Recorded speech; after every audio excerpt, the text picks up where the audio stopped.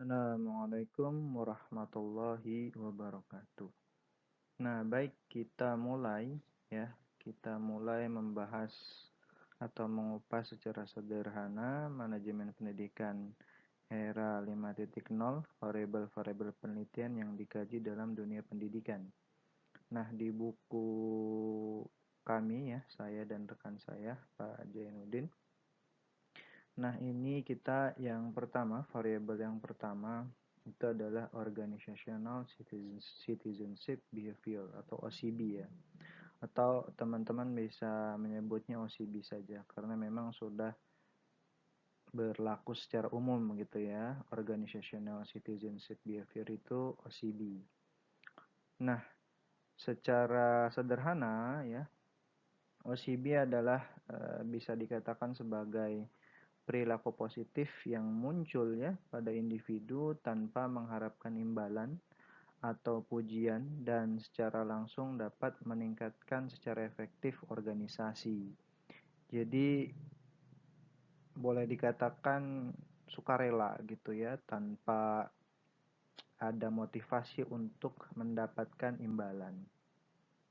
Dan ini sangat amat penting ya di dalam organisasi gitu. Jadi OCB ini merupakan variabel atau sifat dari individu yang muncul yang dapat mendorong dari keefektifan organisasi. Ini kalau teman-teman apa namanya melihat juga definisi-definisi atau hasil teori-teori gitu ya, hasil dari penelitian gitu ya, teori-teori di buku Colquitt ya. Nah, ini juga menjadi hal yang diperlukan dalam rangka untuk menekankan atau memacu atau meningkatkan dari organisasi tersebut begitu ya. Jadi secara sederhana seperti itu. Jadi nanti di slide selanjutnya kita akan membahas definisi-definisi dari ahli ya, teori-teori dari ahli berdasarkan hasil penelitian. Oke ya.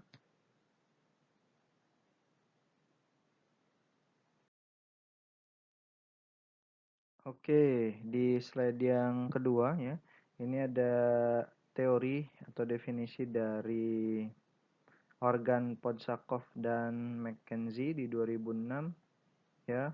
OCB sebagai perilaku positif yang muncul pada individu tanpa mengharapkan imbalan atau pujian dan secara langsung dapat meningkatkan secara efektif organisasi. Begitu ya. Lalu organ ini merupakan awal ya. Jadi yang mendefinisikan atau hasil teorinya dari OCB yang pertama gitu ya. Nah, yang kedua ini ada dari Beckton, Giles, Schrader dan Giles lagi di 2008. Dia mengatakan OCB itu bersifat pilihan gitu ya. Discretionary optional atau sukarela tadi ya, sama dan tidak menjadi ukuran dalam sistem penghargaan formal ya. Lalu juga melebihi tugas dan kewajiban utama. Lalu meningkatkan efektivitas organisasi. Jadi memang di Beckton, Giles, Schrader dan Giles ini hampir sama ya. Tadi ada irisan-irisan yang sama dengan organ Podsakov. Nah, selanjutnya dari Lutyens ya 2011 ya. That is discretionary, not directly or explicitly recognized by the formal reward system, and that in the aggregate promotes the effective functioning of the organization. Jadi sama gitu ya. Jadi secara sederhana ini boleh dimaknai bahwa tidak ada imbalan gitu di dalam perilaku ini. Jadi individu itu ya bekerja secara sukarela saja gitu. Ya, tentu ini juga mengefektifkan dari fungsi organisasi gitu ya. Seperti itu ya. Nah, kita nanti lanjut di definisi selanjutnya di slide berikutnya ya. Nah, di slide yang sekarang ya, ini ada Miner di 2005. Organizational citizenship behavior are individual behaviors that are discretionary and thus not explicitly recognized by any formal reward system, yet they promote the effective functioning of an organization. They are not part of the employment contract, and failure to perform the is not considered to be punishable. Jadi boleh dimaknai juga sama begitu. Secara sederhana dia merupakan perilaku individu yang secara sederhana dia tidak dilakukan dengan paksaan gitu ya, secara sukarela juga. Lalu dia juga tidak ada formal reward, jadinya ya sukarela gitu. Jadi bukan karena motivasi diberikan oleh imbalan gitu ya ketika dia dalam proses melaksanakan pekerjaannya ya tupoksinya, lalu juga bisa mengefektifkan organisasi dan tentu ini akan meningkatkan produktivitas, kinerja dan lain-lain gitu ya. Lalu selanjutnya di Wagner 3 dan Hollenbeck ya 2010 ya sama ya, itu hampir sama. OCB are acts that promote the organization interests but are not formally a part of any person documented job requirements gitu. Jadi hampir sama gitu secara irisan definisi-definisi atau teori dari Wagner and Hallenberg.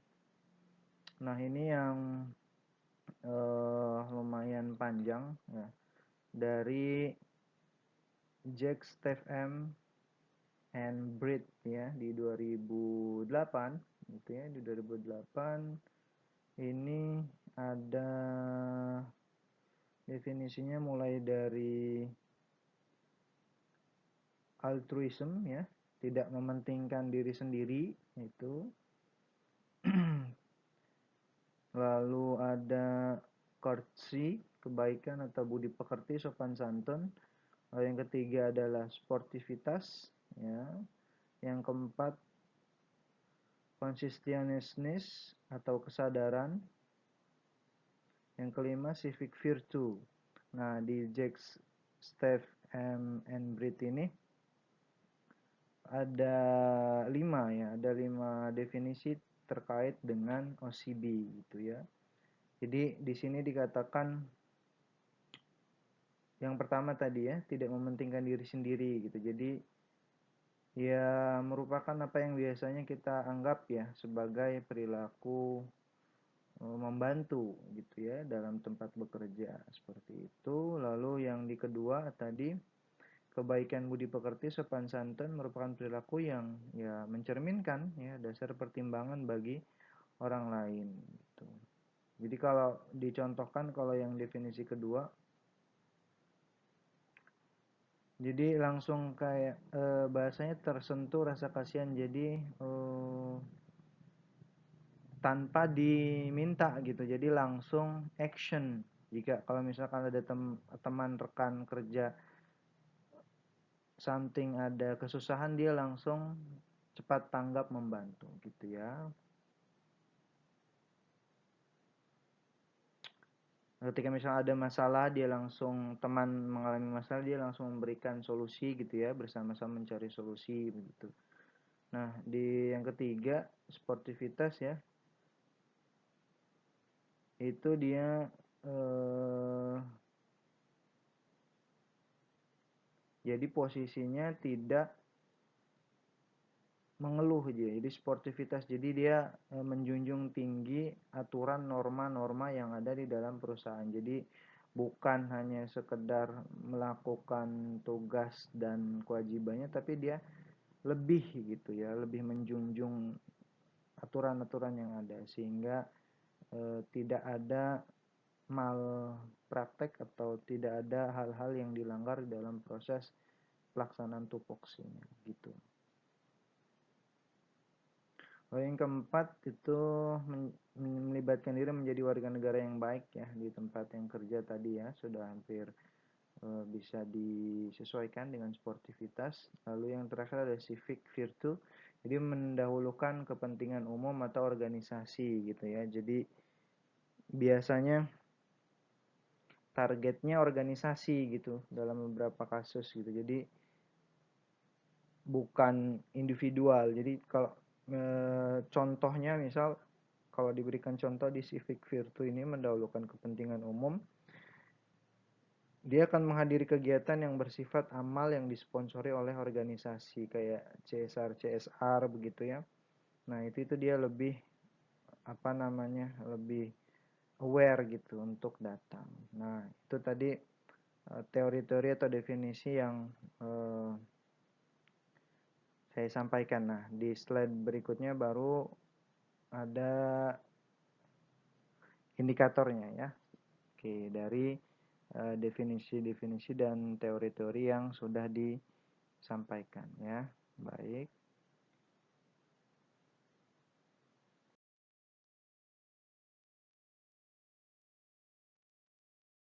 Nah, selanjutnya ini ya, indikator Organizational Citizenship Behavior atau OCB. Jadi dari beberapa definisi dan konsep yang tadi, nah kita sintesiskan nih gitu. Kita sintesiskan irisan-irisan yang sudah tadi dipaparkan ya, dipaparkan oleh ahli dan tadi saya bahas.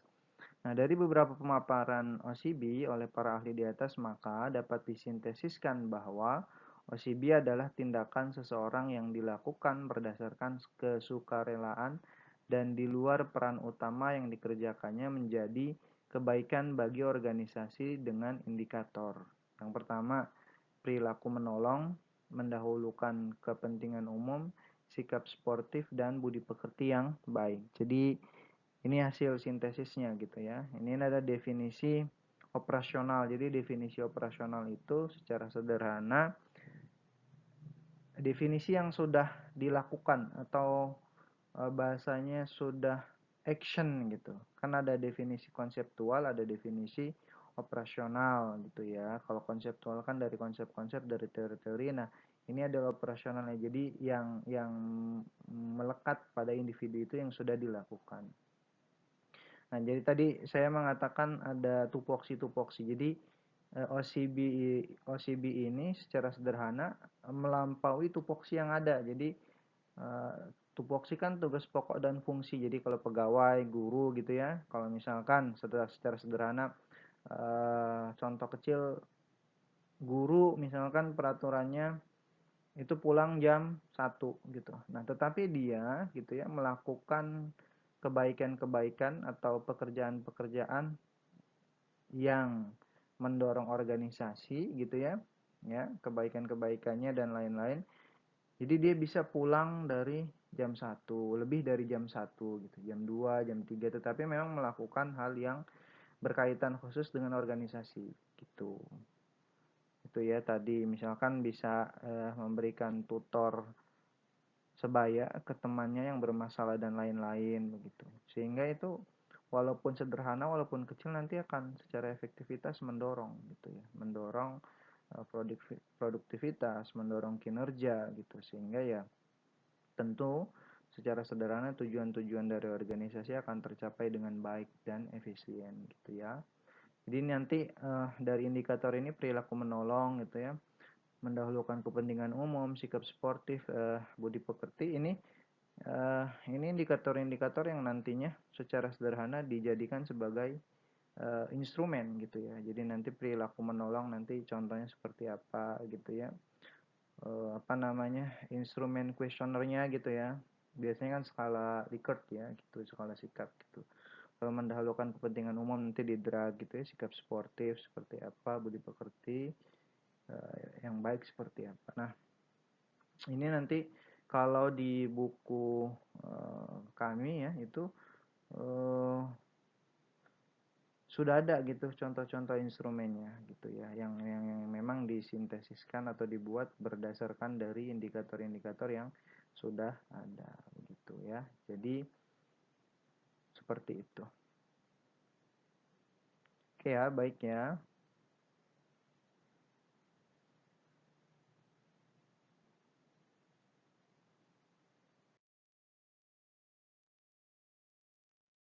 Dan thank you ya. Terima kasih sudah menyimak dan jangan lupa terus menyimak ya karena ini nanti kan ada episode 1, 2, 3 ya. Sekarang kan episode kedua ya. Yang pertama kemarin pendahuluan. Jadi terus menyimak dan keep watching ya. Terus mengingat keep watching dan see you. Bye bye. Assalamualaikum warahmatullahi wabarakatuh.